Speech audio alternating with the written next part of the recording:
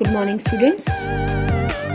आज जो है हम अपना सेकंड चैप्टर जो है उसको आगे बढ़ाते हुए नेक्स्ट टॉपिक पढ़ते हैं, स्वतंत्रता के पहलू यानी कि एस्पेक्ट्स ऑफ लिबर्टी। स्वतंत्रता के पहलू, जैसे कि मैंने आपको जो है लेसन स्टार्टिंग में ही बताया था कि स्वतंत्रता का अर्थ किसी भी रूप में हम ये नहीं मान सकते बेटा कि बंधनों का पूरी तरह से अभाव, ठीक है।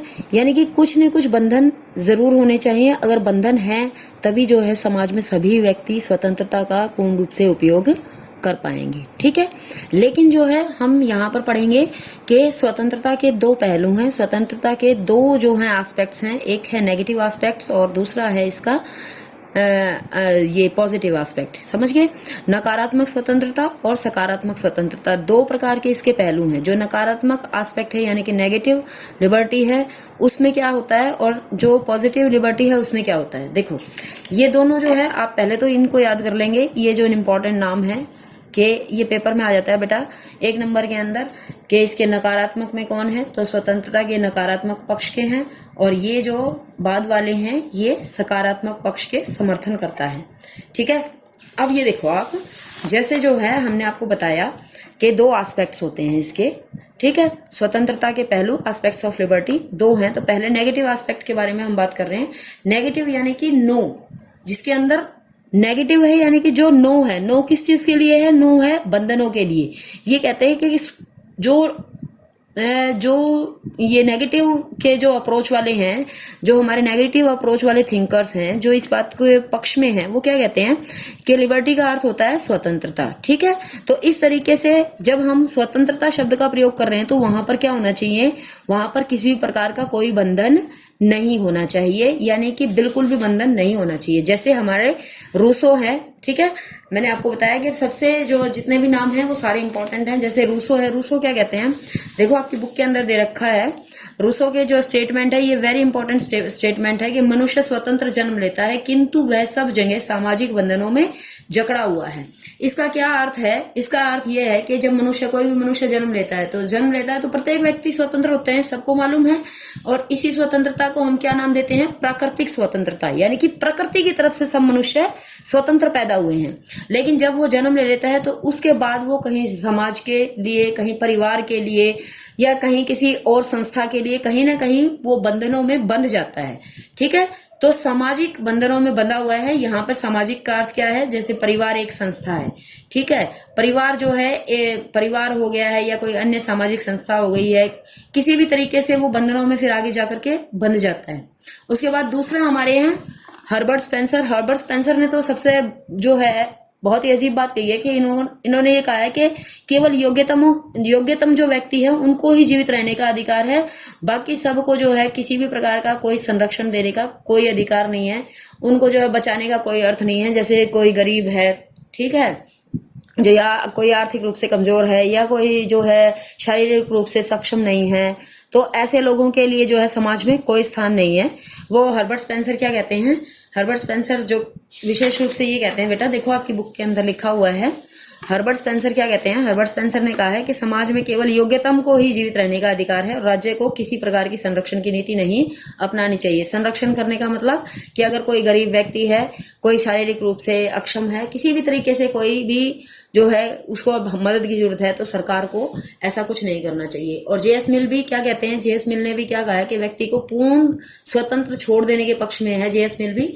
जेएस मिल यानी कि जॉन स्टुअर्ट मिल, उन्होंने भी जो है इस बात का समर्थन किया है कि व्यक्ति को क्या करना चाहिए, व्यक्ति को पूरी तरह से स्वतंत्रता पूर्वक जो है समाज में छोड़ देना चाहिए।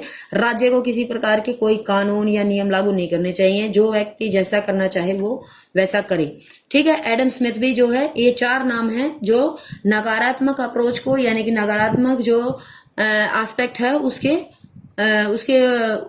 पक्ष में रहते हैं, उसके लिए जो है बात करते हैं। बेसिकली जो नकारात्मक पक्ष है वो ऐसी बात करता क्यों है, वो ऐसा क्यों सोचता है कि भाई लोगों के ऊपर किसी भी प्रकार का बंधन नहीं होना चाहिए, क्यों सोचता है वो ऐसा इसलिए सोचता है बेटा क्योंकि उसको ये लगता है कि व्यक्ति जो है पूरी तरह से विवेकपूर्ण है और व्यक्ति कोई भी ऐसा काम नहीं करेगा जिससे कि किसी दूसरे व्यक्ति का अहित हो, किसी दूसरे व्यक्ति का बुरा हो, कोई भी दूसरा व्यक्ति जो है उसके साथ गलत हो जाएगा, ऐसा कुछ भी कोई भी व्यक्ति ऐसा कोई काम नहीं करेगा, ऐसा सोचते हैं ये नेगेटिव अप्रोच वाले, नेगेटिव एस्पेक्ट्स के जो थिंकर्स हैं उनका ये मानना है कि व्यक्ति पूरी तरह से विवेकशील है और वो कोई भी ऐसा गलत काम नहीं करेगा। तो इसके बाद फिर ये याद करने के पॉइंट्स आपने कि नकारात्मक वाले क्या क्या इसकी विशेषताएं हैं। सबसे पहले देखो, कानून एक बुराई है क्योंकि वह व्यक्ति की स्वतंत्रता पर प्रतिबंध लगाता है। जैसे कि मैंने आपको शुरू में बताया कि नेगेटिव जो है, नेगेटिव लिबर्टी के जो पक्षधर हैं उनका कहना है कि कानून होना ही नहीं चाहिए, अगर कानून होगा तो स्वतंत्रता पर सीधे सीधे प्रतिबंध लगाएगा। ठीक है। दूसरा क्या पॉइंट है कि व्यक्ति को विकास के लिए विभिन्न राजनीतिक नागरिक स्वतंत्रताएं मिलनी चाहिए। तीसरा है व्यक्ति को स्वयं कार्यों में पूर्ण स्वतंत्रता मिलनी चाहिए। स्वयं कार्य क्या होते हैं बेटे, कि उसे क्या करना है क्या नहीं करना है। ठीक है। जैसे जो ये नेगेटिव अप्रोच वाले हैं वो तो ये भी कहते हैं कि अगर कोई व्यक्ति किसी भी प्रकार से जो है नशा करना चाहता है, ठीक है, आत्महत्या करना चाहता है, तो वो कर सकता है। उनका ऐसा मानना है कि अगर कोई व्यक्ति मरना भी चाहे तो वो मर सकता है, उसका अपना जीवन है, वो उसको समाप्त करना चाहे तो कर सकता है। लेकिन ये वास्तविक बात नहीं है, ऐसा नहीं है। कोई व्यक्ति अपना जीवन क्यों समाप्त करेगा, क्यों समाप्त नहीं करेगा? पहली बात तो समाप्त क्यों करेगा, क्योंकि जो है समाप्त कर ही नहीं सकता है। वो समाप्त करेगा तो वो, ये जो नेगेटिव अप्रोच वाले हैं वो तो ये मानते हैं कि कोई व्यक्ति अगर अपना जीवन समाप्त करना चाहे तो वो कर सकता है, लेकिन वो ऐसा नहीं कर सकता है क्योंकि कोई भी व्यक्ति जो है वो केवल एक व्यक्ति नहीं है, वो राज्य के लिए भी एक इम्पोर्टेंट सोर्स है, मानव पूंजी है वो। अगर कोई व्यक्ति, इसीलिए तो ये है कि आत्महत्या करना जो है अपराध है, कानूनन अपराध है। समझ गए? ये कोई पाप नहीं है, केवल ये एक कानूनन अपराध है। इसीलिए अपराध है क्योंकि जो है मनुष्य क्या होते हैं, मानव क्या होते हैं, एक इम्पोर्टेंट एसेट होते हैं राज्य के लिए। उसके बाद देखो, आर्थिक गतिविधियों, विचार व भाषण पर प्रतिबंध नहीं होना चाहिए। इनका ये कहना है कि मनुष्य जो है, जो किसी भी प्रकार से जो है अपना जो बिजनेस करना चाहे वो कर सकता है, जैसे अपने विचार रखना चाहे, भाषण देना चाहे, वो सब कर सकता है। पूंजीवादी व्यवस्था का समर्थन करते हैं। पूंजीवादी व्यवस्था का समर्थन का मतलब क्या है कि मार्केट जो है पूरी तरह से ओपन होना चाहिए। जो व्यक्ति जैसा भी उत्पादन के साधन और वितरण के साधन पर लोग अपने आप कीमतें निर्धारण करें, अपने आप जो है डिमांड और सप्लाई का जो चलता है सिस्टम, उसके पे ऊपर वो खुद ही काम करें। पूंजीपति व्यवस्था जो है, पूंजीवादी व्यवस्था का अर्थ यही होता है। ठीक है।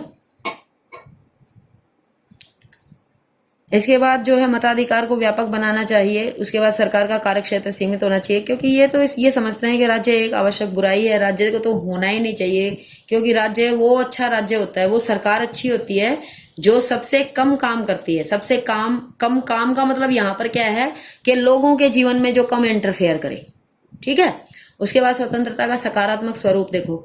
सकारात्मक स्वरूप से सीधा से हमको पता लग जाता है सकारात्मक का मतलब क्या है, कि जहां पर पॉजिटिव अप्रोच है। ये लोग क्या कहते हैं, कानून और नियमों को महत्वपूर्ण मानते हैं और इनके अनुसार कानून और नियम होने चाहिए। ठीक है। Laski, TH. ग्रीन, मैकाइवर और मैकनी, ये इसके मुख्य जो हैं, इसके थिंकर हैं जो इसके अंदर हैं। बाकी मैंने इसमें निशान लगाए हैं जो इंपॉर्टेंट बातें हैं, कि जैसे स्वतंत्रता का वास्तविक अर्थ क्या होता है, प्रत्येक व्यक्ति को ऐसा काम करने की छूट जिससे दूसरों को हानि न पहुंचे। तो जो सकारात्मक फैक्टर है वो यही इसी बात पे जोर देता है कि दूसरों के भी अधिकार सुरक्षित रहने चाहिए, दूसरों की भी स्वतंत्रता सुरक्षित रहनी चाहिए।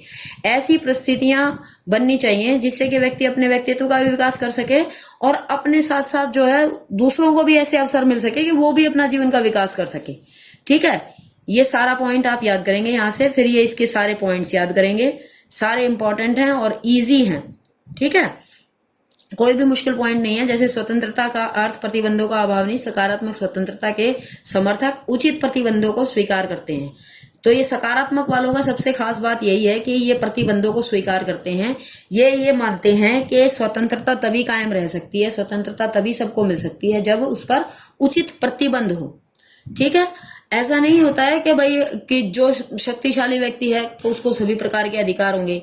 आपने देखा है कि शक्ति के अतिरिक्त जो है एक शारीरिक शक्ति के अतिरिक्त मानसिक शक्ति भी होती है, जिसके आधार पर जो है सभी व्यक्ति जो है समान माने गए हैं। ठीक है। उसके बाद देखो, अलग अलग पॉइंट हैं इसके सारे। राज्य का कार्य व्यक्ति के व्यक्तित्व के विकास में आने वाली बाधाओं को दूर करना होता है। इसका पॉइंट का मीनिंग क्या है कि ये राज्य को क्या मानते हैं, ये राज्य को जरूरी मानते हैं, राज्य का अस्तित्व को स्वीकार करते हैं। ये क्या कहते हैं कि स्वतंत्रता और राज्य के कानून परस्पर विरोधी नहीं है, बल्कि ये एक दूसरे को क्या करते हैं, स्वतंत्रता की रक्षा करते हैं। कानून स्वतंत्रता को नष्ट नहीं होने देते हैं, बल्कि स्वतंत्रता की रक्षा करते हैं। ये सारे पॉइंट्स जो हैं इंपॉर्टेंट हैं। इसके बाद फिर आप ये देख लेना, जब आपको सकारात्मक वाला और नकारात्मक वाले दोनों अच्छे से समझ आ जाएंगे तो उसके बाद आप इन दोनों के अंतर को आराम से याद कर सकते हैं। ठीक है, ये मैंने सब आपको निशान लगा दिया है। जो भी कुछ अगर समझ नहीं आया हो तो आप मुझे व्हाट्सएप के थ्रू पूछ सकते हैं। ओके, इसके बाद जो है विभिन्न रूप हैं, ये बहुत इंपॉर्टेंट क्वेश्चन है। ये 6 नंबर में भी आता है बेटे और 4 नंबर में भी आता है। इसके लिए मैं अलग से सेपरेट वीडियो बना दूंगी आपके लिए।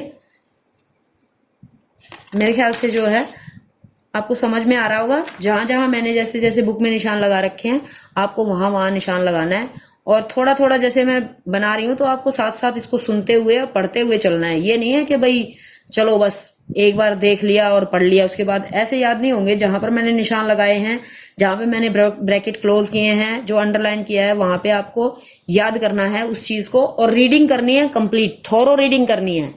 लेकिन याद केवल उसी पॉइंट को, उसी चीज को करना है जितना मैंने निशान लगाया है। ठीक है, thank you all of you.